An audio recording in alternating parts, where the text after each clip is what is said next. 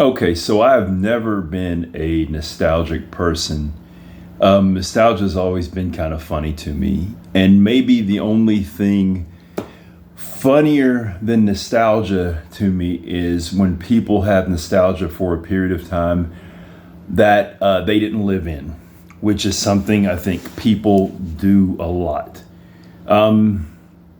So I spend a good bit of time around people, young adults, between the ages of 18 and 2021 because I teach at a 2 year college. And they have a lot of nostalgia for the 90s and 80s. I guess it comes from their parents. Their parents play music from that period of time. Uh, Although most of them were born, around 2004, 2005, whatever, right? This is the thing I always give. This is the example I always give, though, is that the nostalgia that people have is for a period of time that was never as good as they think it was in any aspect. So, because one thing I say this, and I know that, man, I am going to tick off some millennials and Gen Xers with this. And maybe I should be careful how I word this. Our music, the music from that time period, is not as good as we remember. Not because it's not so much that the music wasn't good, is that there was plenty of bad music that we've forgotten about.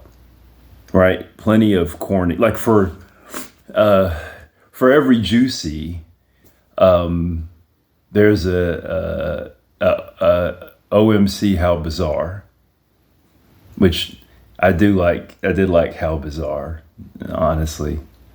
But let's be honest, the song's kind of corny.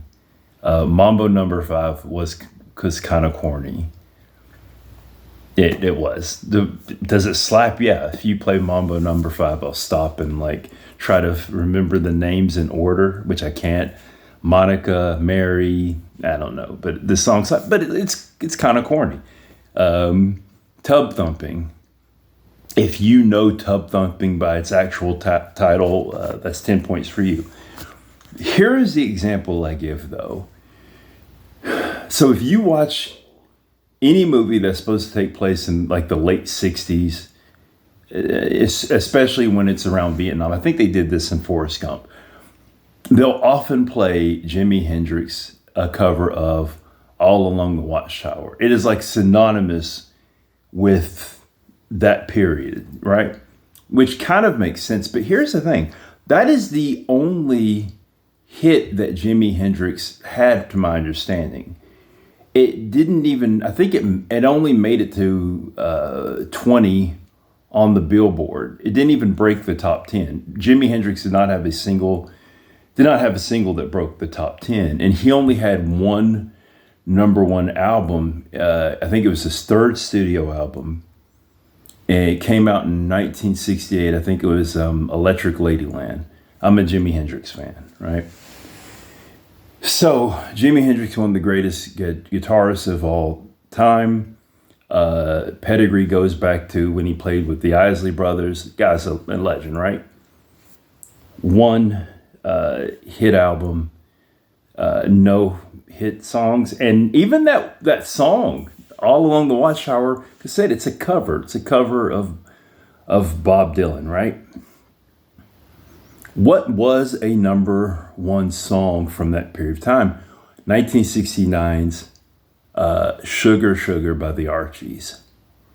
Yes, a cartoon band. A cartoon band had a number one hit in 1969. Just imagine that. You're trying to show the gritty realism of Vietnam. And you have guys, they're humping it in the jungle. They got that look of trauma. You're watching this movie, two guys have already, bought it. And then you hear playing overhead, sugar, dun, dun, dun, dun, dun. Oh, honey, honey. That would have been actually realistic. That's not how we remember it because it's not what they show in movies. but that's would have been realistic but it doesn't fit our nostalgia. I don't know. I don't know if there's going to be any movies of recent wars. I will tell you this: I don't know what movies, like if they're trying to show the second Iraq War or the Afghan conflict, whatever. I don't know what music is going to be playing. I will tell you this: this is kind of funny to me, is that so I was in Iraq in 2005, and one of the songs that got played a lot on the military radio station was BYOB by System of a Down. That is so funny. Ironic, funny, but yeah. Mesmerized, Hypnotized, two great albums.